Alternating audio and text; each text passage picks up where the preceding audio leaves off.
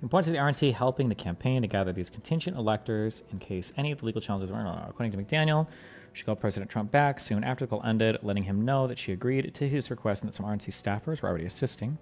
On December 13th and 14th, President Trump worked with Rudolph Giuliani on the plan's implementation. On the 13th, Miller texted some of his colleagues to check in about the fake elector meeting scheduled for the following day. He let them know that Giuliani had told him POTUS was aware and they would be filing litigation in 4 states just to keep the effort going, which the Select Committee believes was to create a pretext to claim that it was still possible for the fake electors to be authorized retroactively. In subsequent litigation, a federal district court found that President Trump filed certain lawsuits not to obtain legal relief, but to disrupt or delay the January 6th congressional proceedings through the courts. Ooh, a federal district court. The next day, Miller sent an email asking whether they were going to issue a press release about electors, and he was told that the mayor is going to discuss with POTUS. Okay, the campaign legal team bows. Okay, hold on. This was on... this is footnote 40. Or annotation 40.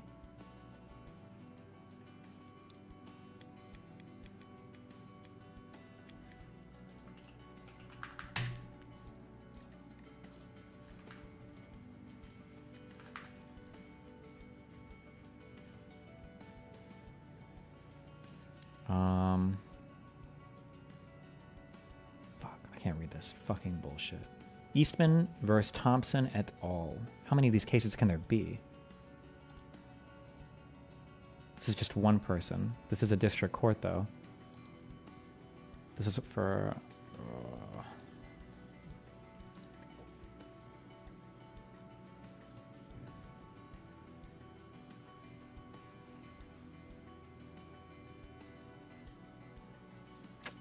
Is this it?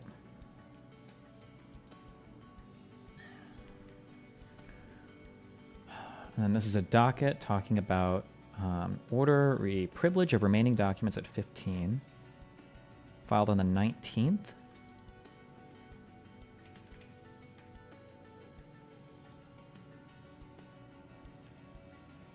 Page 1 of 2.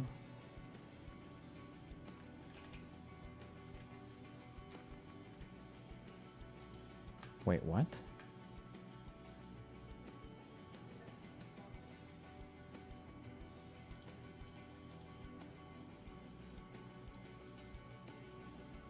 Oh, 2022. I'm in the wrong year. I'm retarded. Sorry. 2022, October.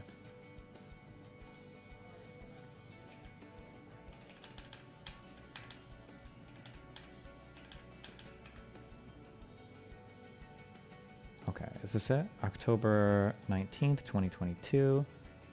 Privilege remaining documents. Main document.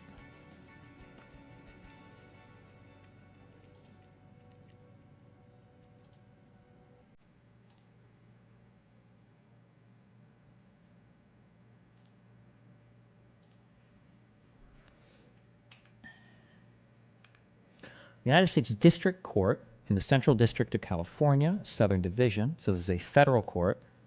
John Eastman is the plaintiff, so he's filed the case in a federal court against Benny G. Thompson, Select Committee to investigate the January 6th attack on the Capitol, and Chapman University. Okay.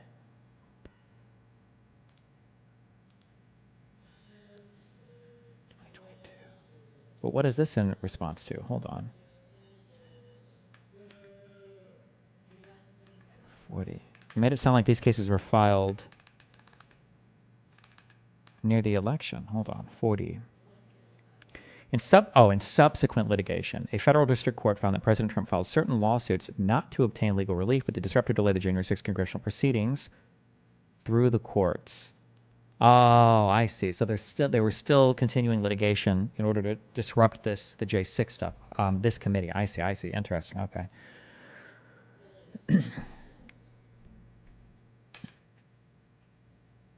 Okay, so this is what are we reading right here? Is this a complaint filed, or what did this say?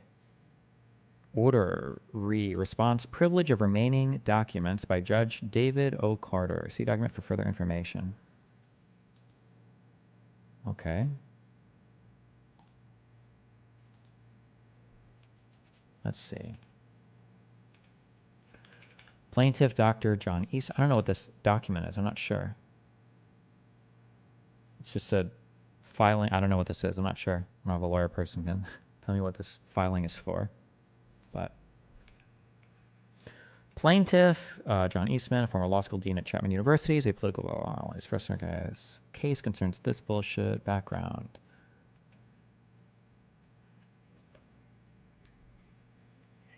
The court previously conducted 2 reviews to determine whether Dr. Eastman's privilege assertions apply to the records subpoenaed by the select committee. Okay, so it sounds like he filed a suit because the court was reviewing a decision on whether or not Dr. Eastman could assert some kind of privilege to prevent himself from being subpoenaed by the J6 Select Committee. In its first order, the court extensively detailed the events of J6 and Dr. Eastman and President Trump's actions leading up to and on that day. The court also held that President Trump and Dr. Eastman, more likely than not, committed obstruction of an official proceeding in violation of 18 U.S.C. 1512 C2 and conspiracy to defraud the United States in violation of 18 U.S.C. 371. Let me just see real quick if those were the charges. Oh my fucking god. Why would you link? Just put the actual fucking case. This? Holy AIDS. Okay. It was 18 U.S.C. 371. And 18 U.S.C. 1512, I think, is correct. Yeah, 1512. Okay, yeah. Okay, the court has now conducted an in-camera review of every document disputed by the parties, weighed and considered all evidence presented by the parties, and applied the appropriate standard of proof. The court proceeds by discussing the case's procedural history before determining whether Dr. Eastman's assertions of work product privilege and attorney-client privilege apply. Finding that most documents fall within work product privilege or attorney-client privilege, the court then analyzes whether the disclosure is still warranted under the crime fraud exception. The court concludes that the crime fraud exception applies to a number of emails related to Trump and Eastman's 1. Court efforts to delay or disrupt the January 6th vote, and 2. Their knowing misrepresentation of voter fraud numbers in Georgia when seeking to overturn the election results in federal court. See, Eastman filed this action on January 20th to prevent Chapman University from complying with the Select Committee's subpoena.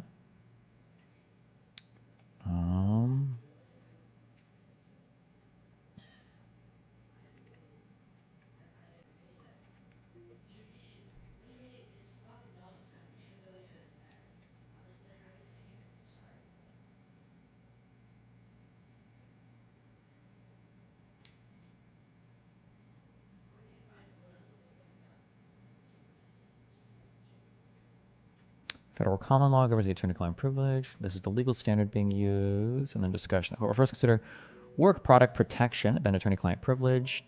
What does it say? Do you think it'll say in here that we think he's just filing suits to waste time? Do they actually say that in here? They kind of said it earlier, but not really, I think. No, I wouldn't say that earlier. When they say he filed the case to prevent something from happening, that's not just saying they're wasting time. You could have legitimate legal reason too, right? Documents qualifying for work product protection. They were prepared in anticipation of litigation for trial. And then...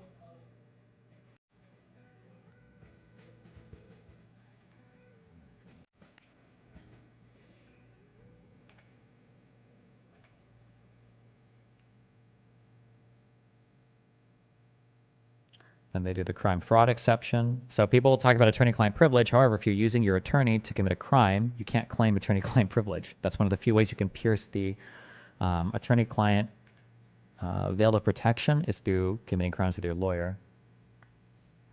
The crime fraud exception applies when a client consults an attorney for advice that will serve them in the commission of a fraud or crime, and 2, the communications are sufficiently related to and were made in furtherance of the crime. It is irrelevant whether the scheme was ultimately successful. An attorney's wrongdoings alone may pierce the privilege, regardless of the client's awareness or innocence. The exception, which extinguishes both the attorney-client privilege and the work product doctrine, applies only to documents and communications that were themselves in furtherance of legal or fraudulent conduct.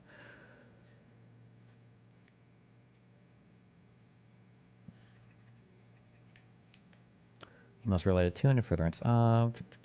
Okay, this is all.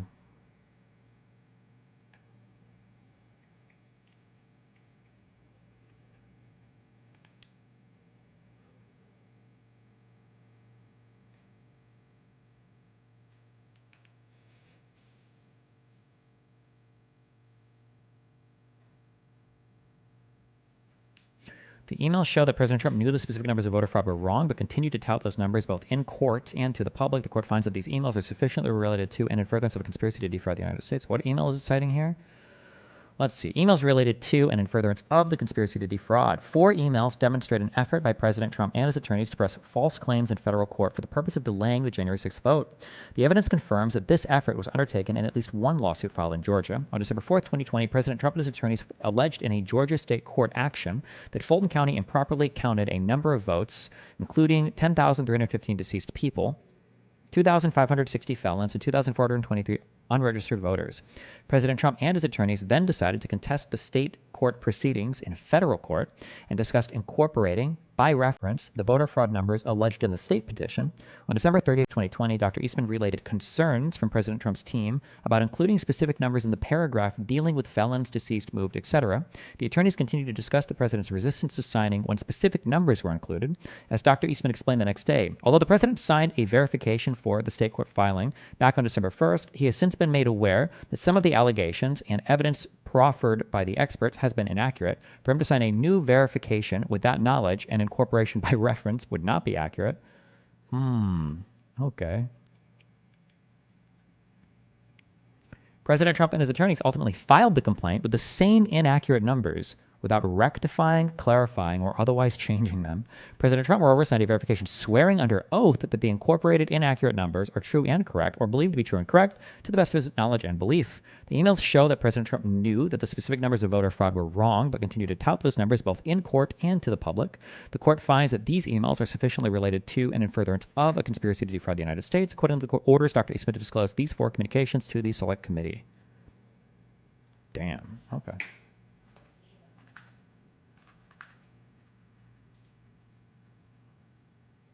Fuck, there's so many of these like random court orders and movements and Jesus.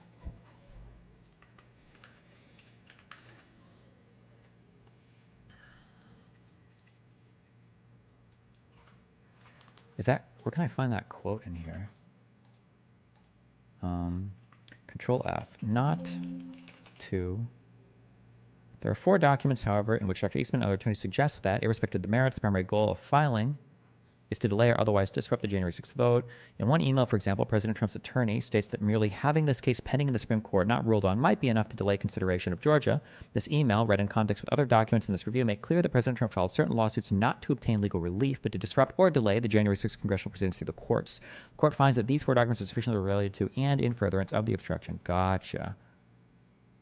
66. Is this evidence public? Are these filings public? Fuck, these would be really good emails to have.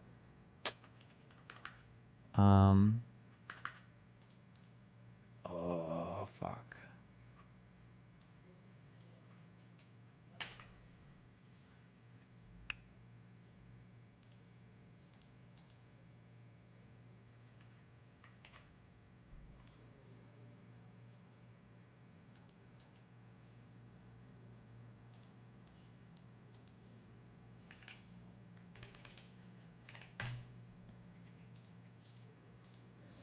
Back.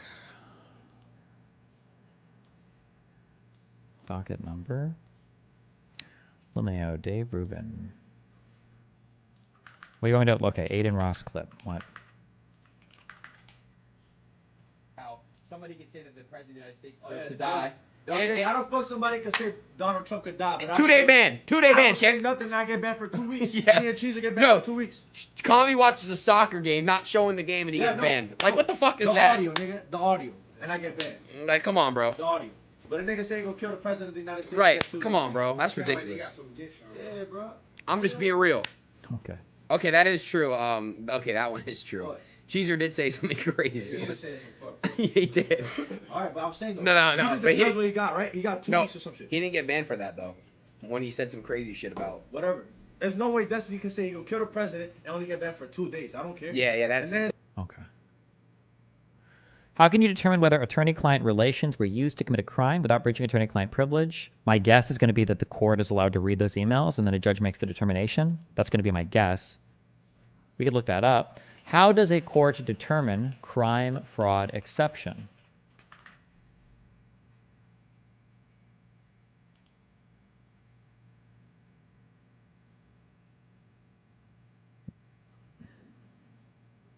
Anybody know?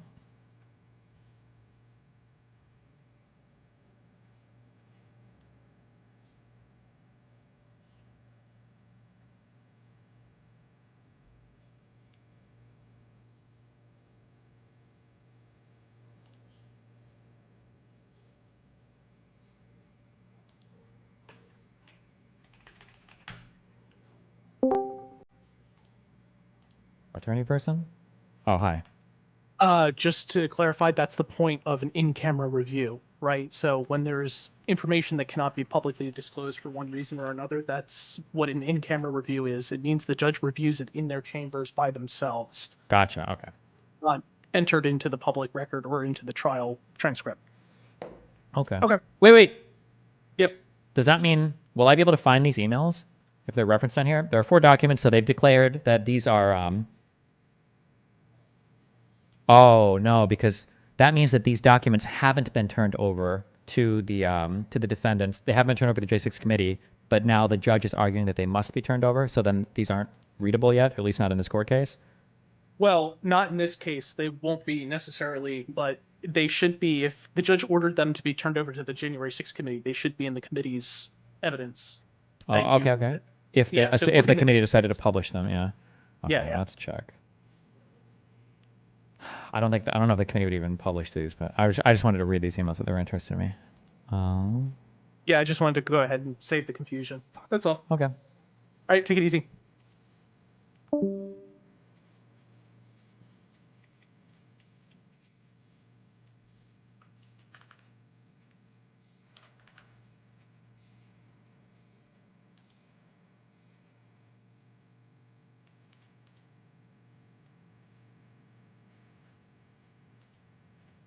And then... No! Oh, I didn't mean to make this. Fuck! How do... Oh, wait. Control Z. No! I can't Control Z away the table? Oh, I did. Okay. Okay. A district court. Have you seen the video about Trent Horn? Nope.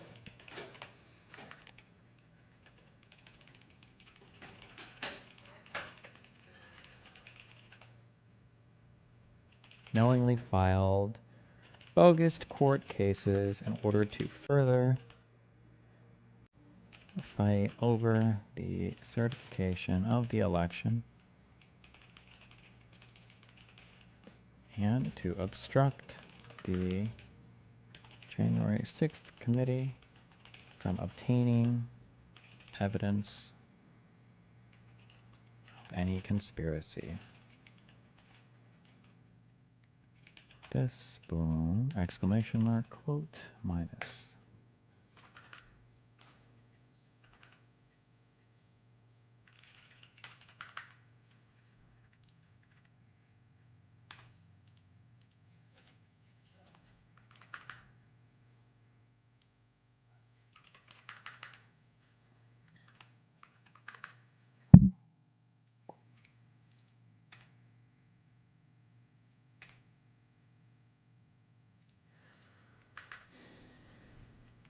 One, two, three.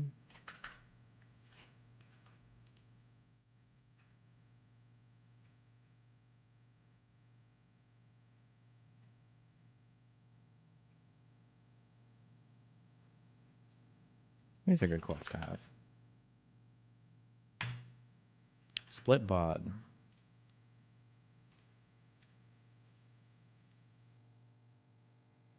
There you go, buddy.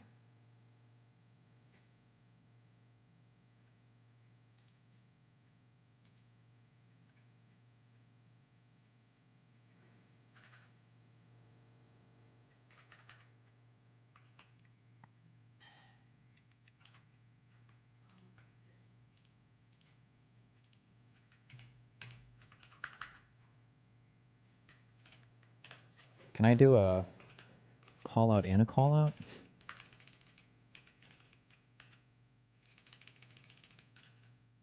Wait, I don't need to do that. Never mind.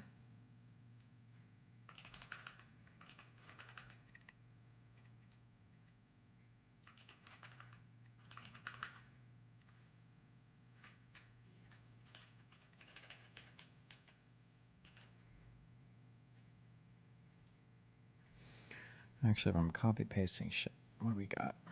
Wow, no disagreeers today. Good job. We've slayed all of them, or banned all of them.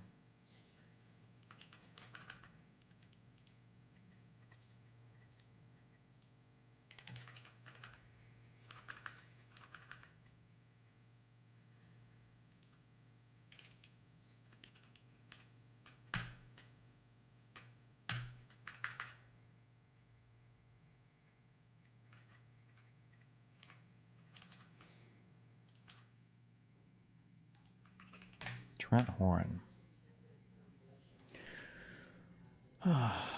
Trent Horn. Destiny. Destiny's evil consistency. Well, hey, as long as I'm consistent, fuck. A foolish consistency is the hobgoblin of little minds.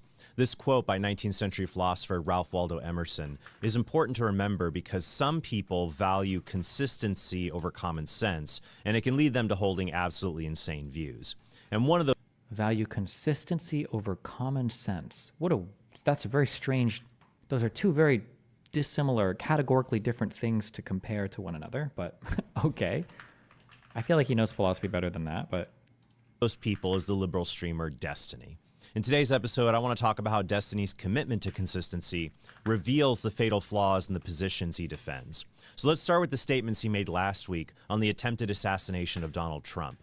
On X, Destiny wrote, "Having a firearm means absolutely nothing if you don't spend time at the range practicing with it," implying that he wished the shooter had not missed Trump, which is a gross thing a scary number of Trump critics were saying.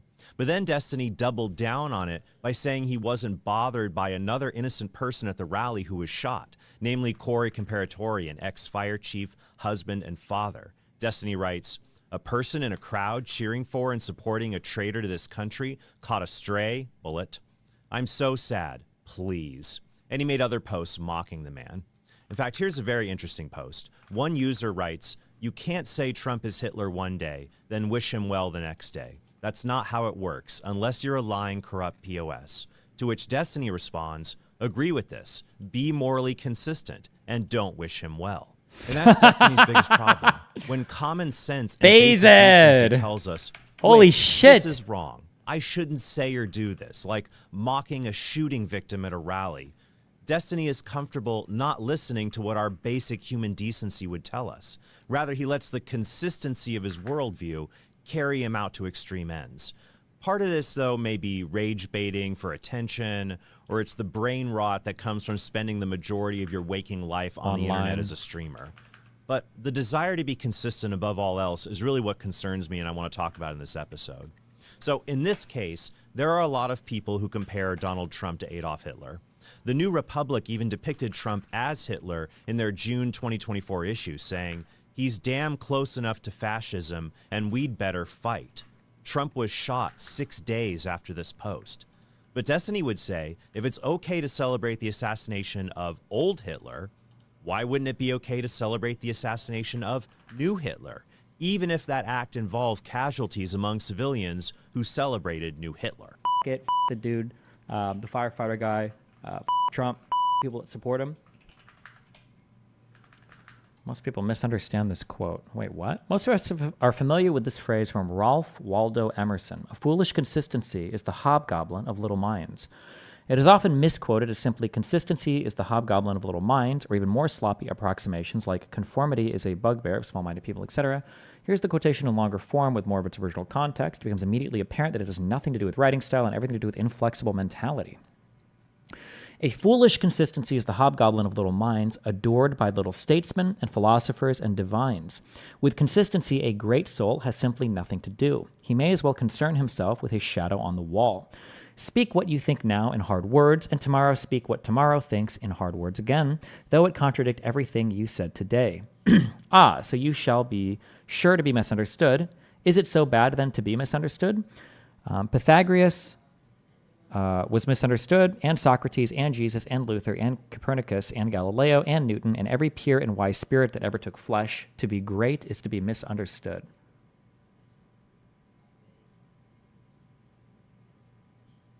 Huh.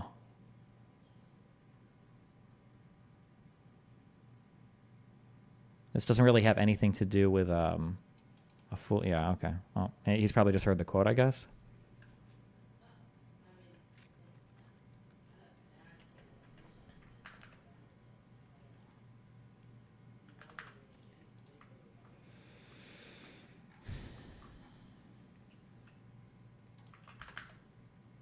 So you can change your mind, basically. Sure, yeah.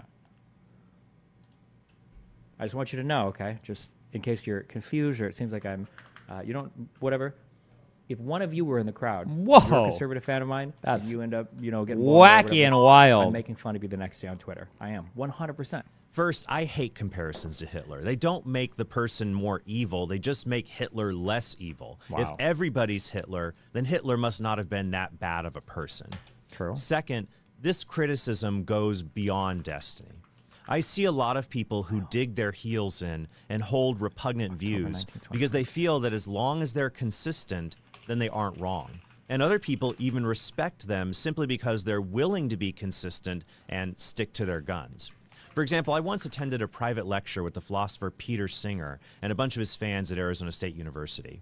Peter Singer writes in one article, "We cannot coherently hold that it is all right to kill a fetus a week before birth, but as soon as the baby is born, everything must be done to keep it alive.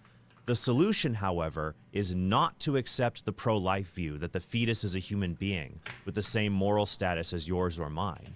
The solution is the very opposite, to abandon the idea that all human life is of equal worth." So Peter Singer defends infanticide, but he's also an animal rights activist. So I asked him in that lecture if it was okay for my parents that they euthanize their incontinent dog. Singer said it was permissible if the dog was a significant burden. I then asked him if it would have been fine to euthanize my hypothetical, mildly disabled newborn brother if he was just as much an inconvenience. Singer hemmed and he hawed, but eventually he admitted it would not be wrong to kill my hypothetical baby brother. Based. The Elon backstab. Wait, what happened?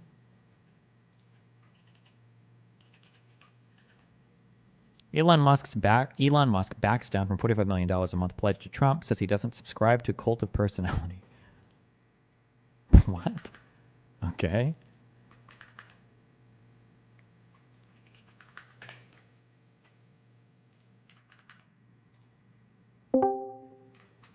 You know what I just thought of? What about if Elon's donation was going to be in advertising on Twitter? How much do you bet he was going to do that fucking bullshit? Free bro? $45 million of advertising. True. I guarantee you that's what he was fucking planning on doing too, because he's such a fucking weasel. And he's be like, hey, listen, I'm going to give you $45 million worth of advertising a month for free, and I'm just going to write it off. That is exactly what he was going to do. But now he's not doing it? I wonder why. It might have just been he just said a thing because he just likes to talk and hear himself talk, and then he realized, wait, fuck, this is retarded, and then decided not to. I have no idea. Do you think he can do that? Like, what are the limits of if Elon? I mean, actually arguably, is didn't he kind of fuck himself with Twitter on that a little bit? What do you mean? Like, isn't that kind of what happened with Twitter? He was like, yeah, I think I'm going to buy this. And he's like, I don't think I'm going to buy this. And the SEC was like, no, you have to buy it. Oh. Oh, no. I'm saying, like, right now, couldn't Elon literally... Okay, so here's the deal. So I advertise on Twitter because it's insanely fucking cheap. It's because there's everyone left. Mhm. There's like it's like wide open. It's super cheap to advertise there and get conversions. I don't know. It's like nobody wants to do it. You're not competing against Coca-Cola or anything else anymore. I don't understand why they have all this unsold inventory. They should literally just fucking promote the fuck out of Trump's campaign and say, "Hey, we're donating this ad inventory to you. There you go." And like, there you go. But I almost wonder if he's butthurt because Trump said he was going to get rid of electric cars or something. Did you see him say that? Yeah, I did. Yeah, but I mean, like, couldn't Elon? I don't know if they could be that blatant. I feel like there would be public blowback, but who the fuck knows at this point? I don't know. I wonder. I almost wonder if the getting rid of electric cars thing is just getting rid of the subsidy, and it's like Elon doesn't give a shit because he already got his. It's like kicking the ladder out from underneath him. Like he already got the billions of dollars to do the infrastructure and everything else. Well, he would And have to start now- dumping stock then if he wanted to cash out, right? Because if the subsidy goes away completely or something, I imagine it would have a significant impact on, especially because newer electronic vehicles entering the market would get that subsidy, right? Well, yeah, I think he's saying get rid of it completely, right? I don't know what Trump said. Maybe I don't know. Do you think Trump's gonna pull some, or sorry, Elon's gonna pull some shit with Twitter? Like, I mean, we talked about it a little bit over DMs this morning, but like, do you think he's gonna do some like sneaky fucking shit to like suppress? I have no idea. And literally anything is Twitter, possible. Does Twitter matter for elections? That's a real question. I think it's. Does it I feel like Twitter is still one of the most important news platforms for social media. Like, what do you go for news more than Twitter? Well, I mean, we're online. I almost wonder. I mean, this is like people are be like going to say like yes or Omega will know or one or the other, but it's. I feel like we read something and it's like Twitter doesn't matter, and it's like the stuff that matters is like the Sinclair local broadcasting and other shit like that, and like the people on Twitter are already set on who they're going to vote for, and it's not really swaying one way or the other. It's just a battlefield of the far right and the far left, and all the other normies, they're like the Tabers out there just talking about sports and shit. Or is that like a stupid take? I have no idea. I don't know. It's hard to say. I know that like the majority of Americans get their news from social media now, but I don't know what kind of social media. I'm not sure. Yeah. I'm sure there's got to be like polling on that. Like, where do Americans get their news? You could probably Google it. Okay. I did. I messaged you. So the show tomorrow, it's not 5, it is 7. But we got to be there for 6 to get everything. Did you set up the auto talker thing? And did you spend all night there doing stuff or what? No, I went to sleep. I'm probably gonna go down at like 4 or 5 tomorrow and set shit up. Okay. Be careful. All right. Yeah. Later.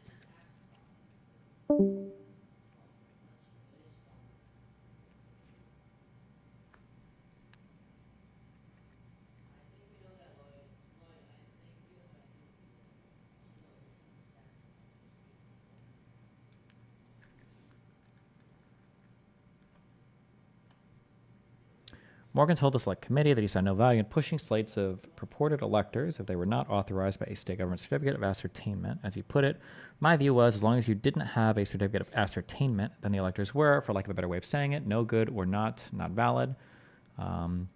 Finlay confirmed that Morgan told him after the Supreme Court ruling on December 11th that there's not really anything left for us to do on this project, and that it doesn't seem like a good idea for us to be involved in it. Campaign lawyers were not the only ones who doubted the legality of the fake elector plan. The Office of White House Counsel appears to have... Office of White House Counsel. Is that the same thing as the Office of Legal Counsel? No way, right? Or...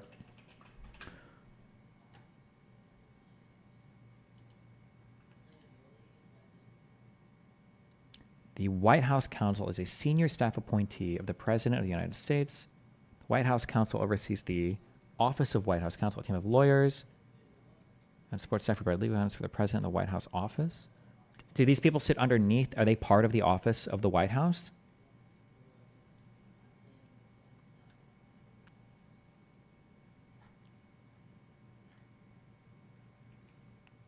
OLC is different from the White House Counsel. Okay, okay, gotcha.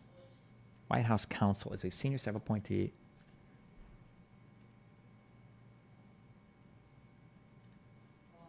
They are part of the White House. Okay, they're part of the Office of the White House. Okay, interesting, gotcha. Office of White House Counsel.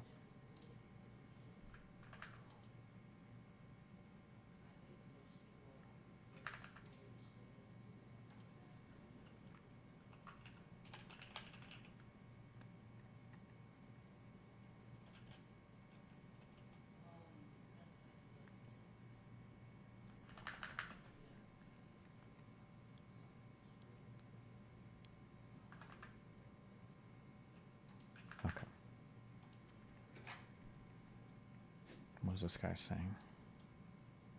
Is that my hypothesis in this case is that the many different kinds of evidence that President Biden could not be seen in public was actually a psyop, and that psyop had a likely target. The target would be folks who take the possibility of conspiracy seriously and have been exploring the various potential explanations for the assassination attempt on President Trump online, and especially on X/Twitter. So the hypothesis is that all of those who are in a mindset to be exploring alternative explanations for events that we are currently witnessing in real time were lured into exploring the evidence here, which had been arrayed in a way that the dots would inevitably be connected, and then President Biden could emerge and it would embarrass all of the people who had speculated about his Oh my God. coming demise, and it would cause a withdrawal of trust amongst those who had been listening to the many highly relevant critiques and explorations that have gone on surrounding the near assassination of President Trump. That means, if it turns out to be correct, that this was a sophisticated psyop. It's not a distraction. It's not people imagining things. It is people connecting dots that were placed for them to be connected. It felt like low-hanging fruit, but in fact it's more like, get in the van and I'll give you some candy. It was a trap. Now, do I know this is true? Of course I do not. But the thing about the way science works is that Yeah, science. my hypothesis. This is the all roads lead to Rome. Where is Biden? I don't know. He must be dead. Why would you assume he's dead? Because he's not on TV. Okay. Oh, look, he came out of TV he's on TV, he's got pictures next day. That's because they psyoped us to thinking he was dead. What do they do to lead you to believe that he was dead? Well, he didn't appear on TV for a day, and he published that thing on Twitter, and he didn't have like a TV performance about it. It's like, okay. Jesus Christ.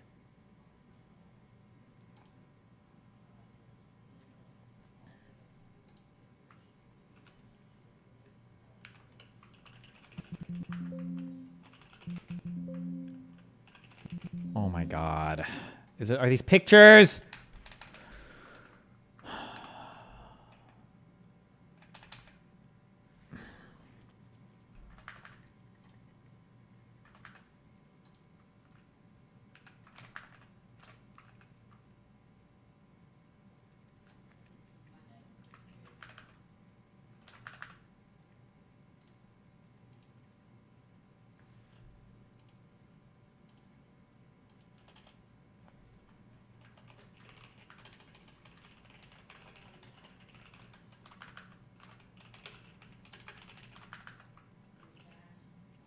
Let's see. Cassidy Hutchinson. Special assistant to the president. Okay.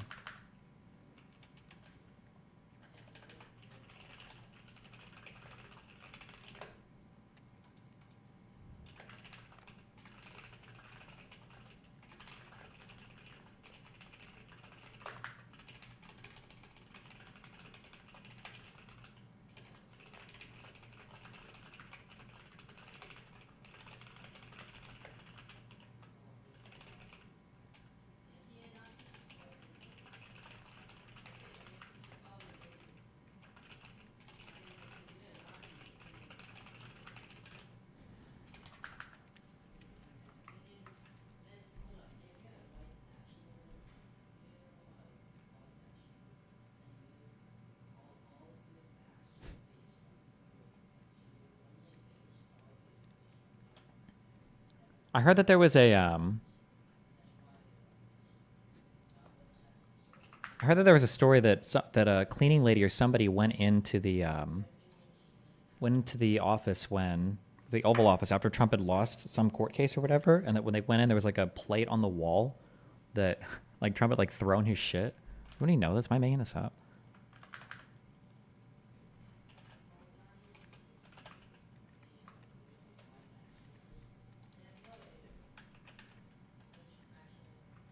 That was from Hutchinson? Okay.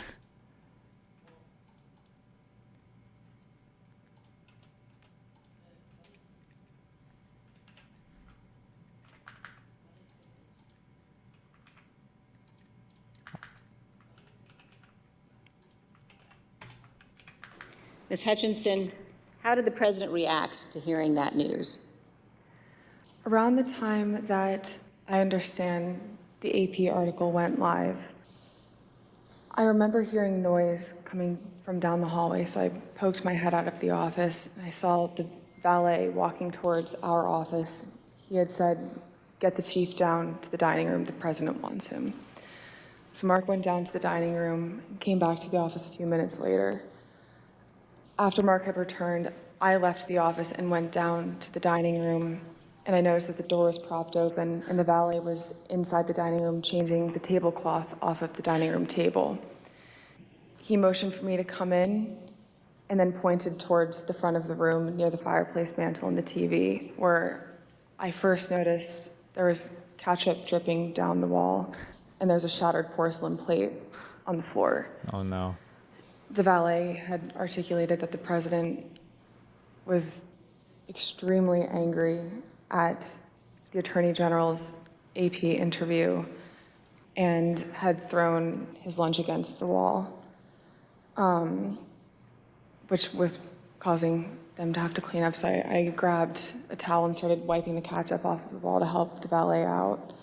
And he said something to the effect of, he's really ticked off about this. I would stay clear of him. He's really, really ticked off about this right now. Fucking thing sucks. And Ms. Hutchinson, was this the only instance that you are aware of where the president threw dishes? It's not. And are there other instances in the dining room that you recall where he expressed his anger? There were several times throughout my tenure with the chief of staff that I was aware of him either throwing dishes or flipping the tablecloth to let all the contents of the table go onto the floor and likely break or go everywhere. And Ms. Hutchinson, Attorney General Barr described to the committee the president's angry reaction when he finally met with President Trump. Let's listen. And I said, look, I know that you're dissatisfied with me, and I'm glad to offer my resignation. And he pounded the table very hard. Everyone sort of jumped, and he said, accept it. Jesus. Okay.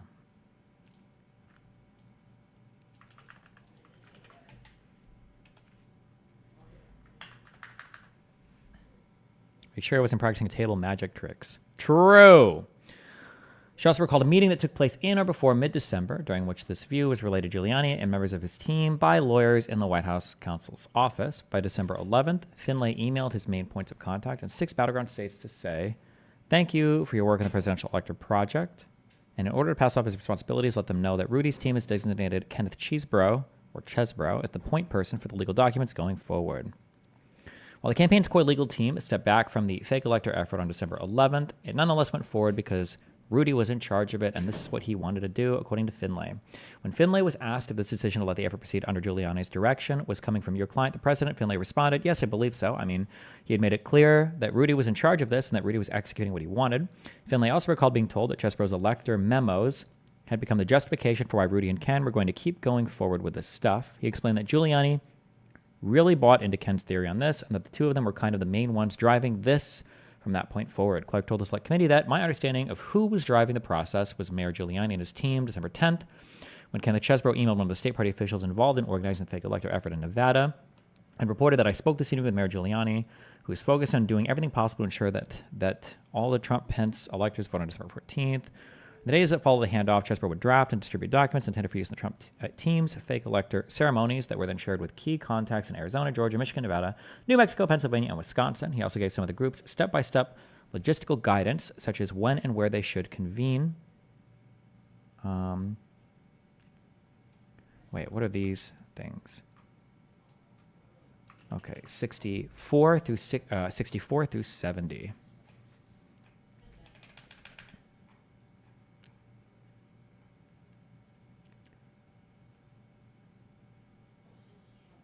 Document on file with the subcommittee to investigate the document on file. Document on file. Supporting, okay. Court, documents on file.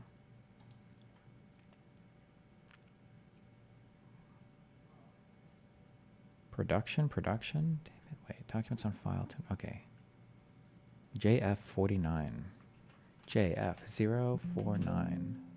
Next. JF40. Wait, JF. What was it? Oh my God. 049.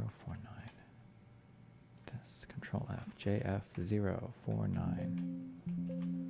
Oh wait, well, whatever. Here we go.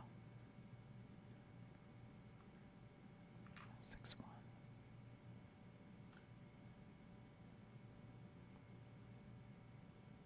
What are these? Attached are the documents you requested. I added the new qualifying language at the start of the certificate. Might be good to have it added. Main issue presented by New Mexico is that electors are supposed to meet inside the Secretary of State's office. Perhaps as in Nevada, not an essential requirement to give the context. Hi all, thank you for working on the presidential elector project. Rudy has designated this guy, we saw that. Here's a memorandum of these. We already actually read this exact memo. Boom, boom, boom.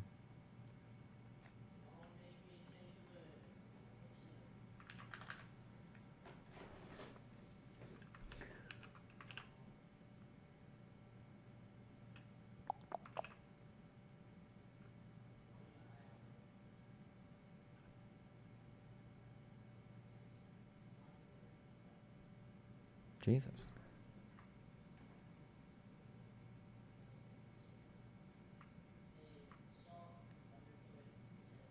Wait, what is this email? Where's the reference to this thing? And we will see whether Mike Pence enters history as a truly great and courageous leader. All he has to do is refer the illegally submitted electoral votes back to the states that were given false and fraudulent information, where they want to recertify. This was from Ross Worthington.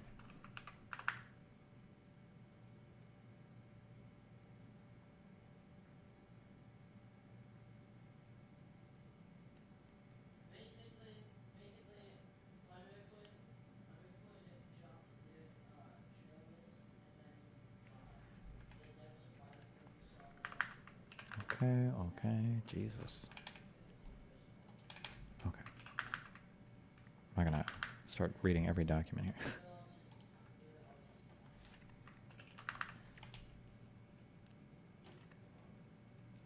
Campaign operative named Michael Roman was also tapped for a major operational role in the fake elector effort when Finlay sent his email handing off certain responsibilities for the initiative. He also wrote the Giuliani's team, citing Roman as the leading executive, blah, blah, blah.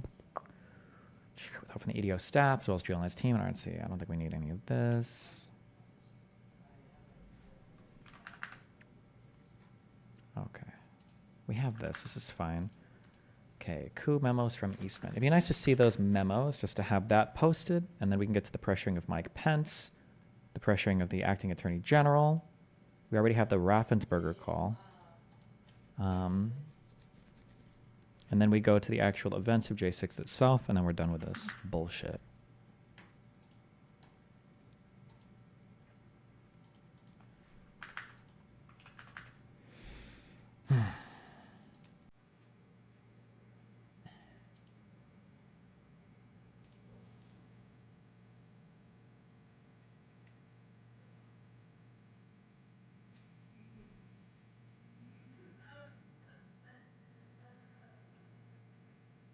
Some of the proposed fake electors expressed concerns about the plan. The Trump team's fake electors plan raised concerns not just for several senior officials, but also for some of the Republican activists being recruited to be the fake electors. Finlay told the select committee that There were definitely electors in probably most of the states that had concerns about the process. After being tasked with reaching out to the potential fake electors, Finlay notified his colleagues on December 10th that a lot of questions are arising from them.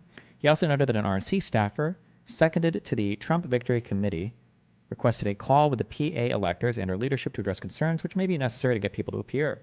The Republican Party of Pennsylvania's general counsel relayed several specific concerns to the Trump campaign via email on December 13th, warning that we're getting calls from concerned electors. He elaborated as follows. I'm told that on the call with the electors, they were told that the ballot form would be conditioned upon ultimate certification by the governor, indemnification by the campaign if someone gets sued or worse, charged with something by the AG or someone else, and the receipt by the electors of a legal opinion by a national firm and certified to be accurate by a Pennsylvania lawyer. Damn, who are the elector people? This is a very smart concern. So they were saying that, so some of the electors were saying, listen, we need confirmation from the governor that these are legitimate. We need indemnification by the campaign, meaning you agree to indemnify us or not hold us legally responsible. Shit gets fucked. We want indemnity. If we get sued, it's on you. And then they wanted receipt of a legal opinion by some national firm to go over things, and they wanted certification of that legal opinion to be accurate by a Pennsylvania lawyer. Whoever was involved in this, whoever is involved here, is like, I need to cover my bases. This is smart.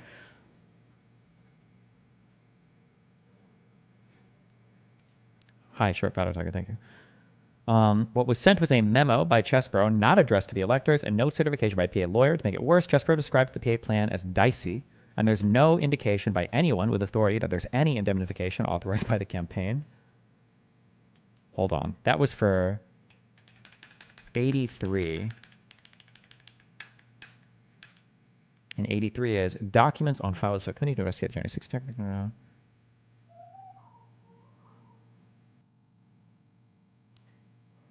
61085.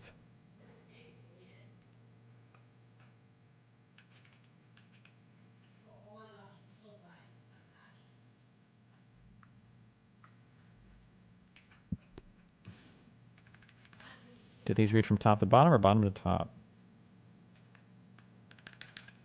James, with regard to the electors' certification, I'd suggest we use this version, which references the ultimate certification of the electors by the governor. The memo by Mr. Chesbrough should be amended to address it in the electors, and I'm told that it was to be reviewed by a Pennsylvania attorney and signed off by him or her, confirming the legitimacy of the procedure. Also, spoken to electors who will drive to Harrisburg, remain in their car, and sign the ballot. If the campaign doesn't think that works, please let me know, and I'll tell those electors to advise you that substitutes should be secured. Lastly, the chair of the electors should more appropriately be Bernie Comfort and the secretary Ted Christian. This works well. We can discuss in the morning at Charlie's office. I can't have lyrics. It's fucking me hard. Okay.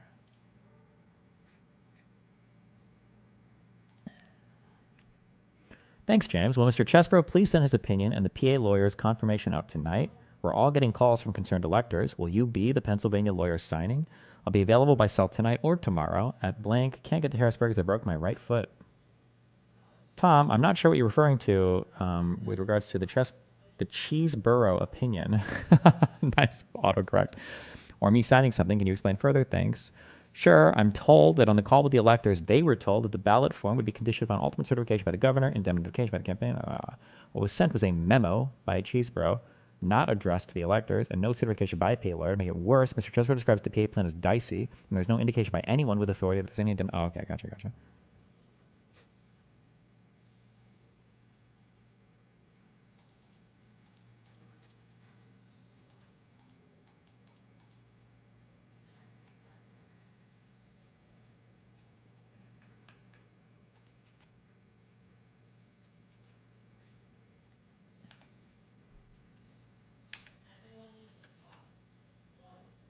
Pennsylvania GOP Chairman Lawrence Tabbas informed the Select Committee that his state's fake electors never were indemnified by the Trump campaign. I don't know. When Wisconsin Republican Party Chairman Andrew Hitt was notified in late November that the campaign wants a list of electors, he texted his executive director that I am concerned about their inquiry and that I hope they are not planning on asking us to do anything like try and say we are only the proper electors. On December 12th, after Hitt received a message about a phone call with Giuliani to discuss the fake elector issue, he texted a colleague, "These guys are up to no good, and it's going to fail miserably." Despite such concerns, Hitt and many other fake electors participated anyway. Damn. Even so, 14 of the original Republicans who had been listed as electoral college nominees on the November ballot bowed out when the fake Trump electors gathered in December. Former Michigan Secretary of State Terry Lynn Land declined to attend, which the state's GOP chair, Laura Cox, told the select committee was because I think she just said she was uncomfortable with the whole thing and that she has her own beliefs. A senior advisor for the Pennsylvania GOP said that Chairman Tapas did not serve as an elector because Joe Biden won the election and it was Biden's electors who were certified. Former U.S. Representative Tom Marino said he backed out because I'm a constitutionalist and as a former prosecutor, when the Attorney General says that he's not finding anything there, that's good enough for me. The other 11 dropouts included a Georgia state. Okay. Other participants asserted that they would have had much greater concerns that the Trump team had been more forthcoming about how the fake electoral votes would be used. The Trump campaign's director of election day operations in Georgia told the select committee that I absolutely would not have wanted to participate in organizing the Trump team's fake electors in Georgia had I known that the three main lawyers for the campaign that I'd spoken to in the past and were leading up were not on board. He said he felt angry because no one really cared if people were potentially putting themselves in jeopardy by doing this, and we were just useful idiots or rubes at that point. Damn.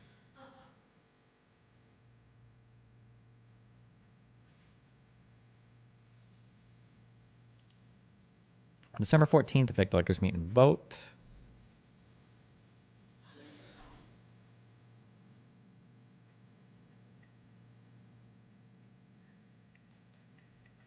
You know what? That's a good fucking quote. Fuck it. Let's throw it on here.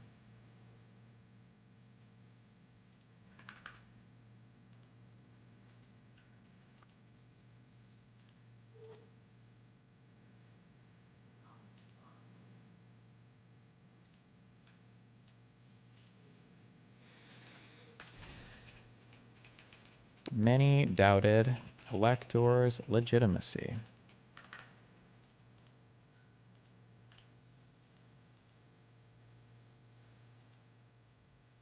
Wait.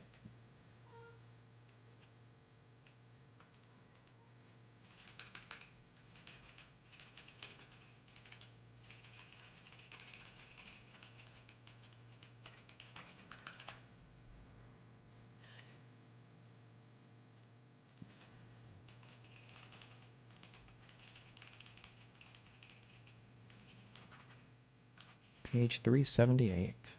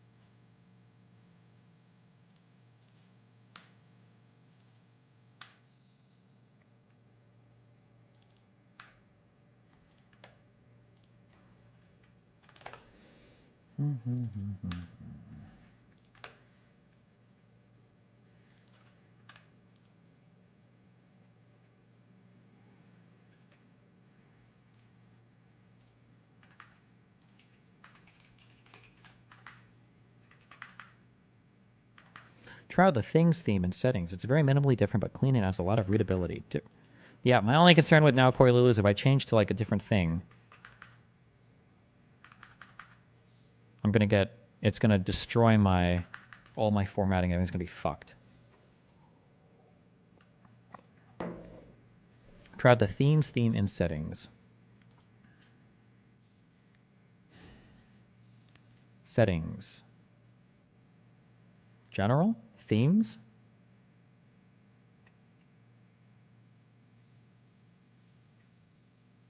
Is it under plugins? Themes?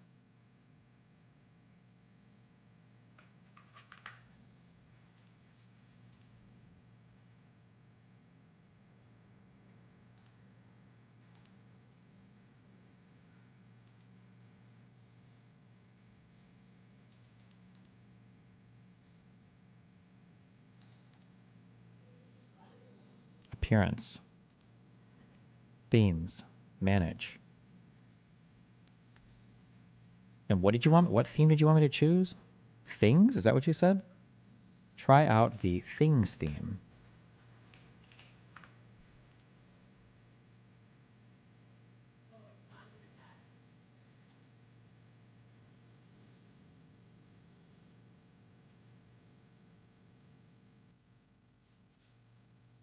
Is it working now?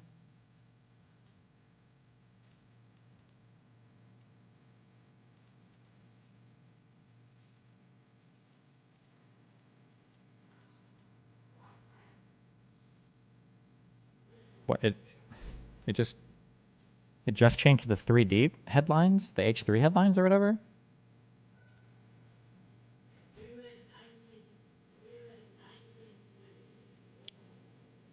Settings, appearance, things.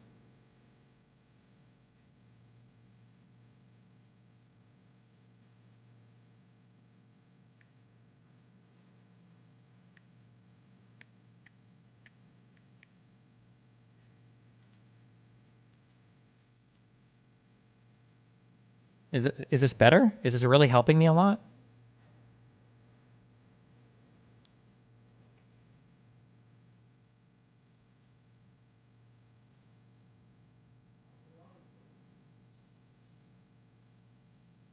Or is there a way I can turn off dark mode? Oh.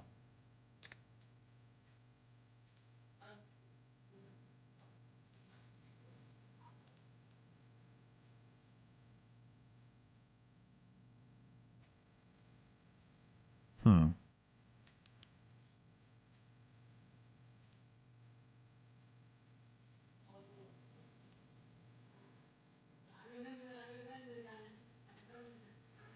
You aren't utilizing enough the markdown to see it currently? Well, I don't know why they it just seems weird that you would have like 1, 2, 3, 4, 5. Fuck me. 6. Nah, fuck it. We'll try it for a while. See how I feel about it.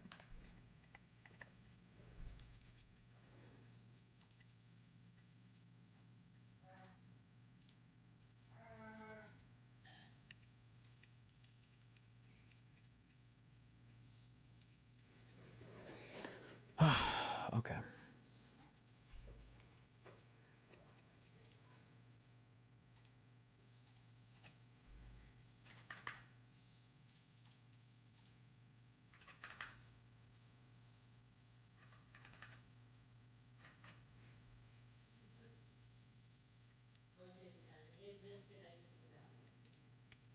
All the participants asserted that okay, on the fake electors made a vote.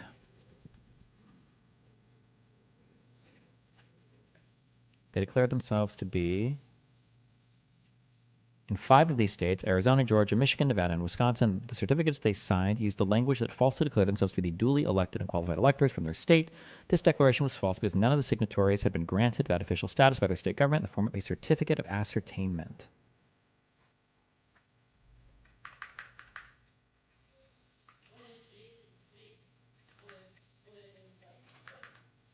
Bold text. What does bold text do? Oh, cute. Does my color thing still work? Yeah, it does.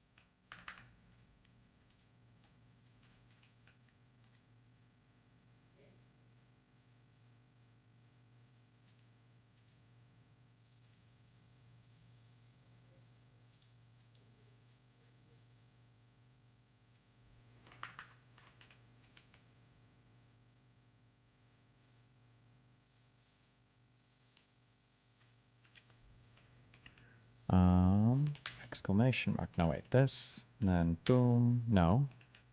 Quote. Minus.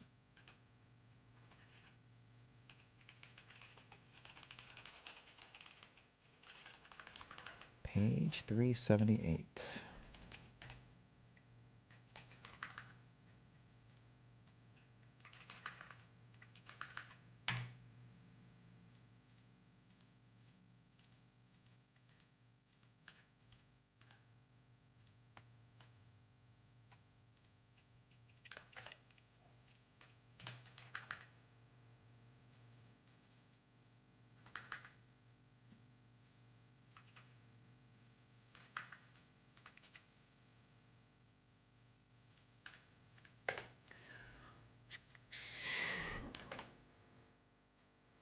Type note instead of just that. Well, I've got like a custom callout thing. I don't want the note thing to look ugly, okay? What do you want?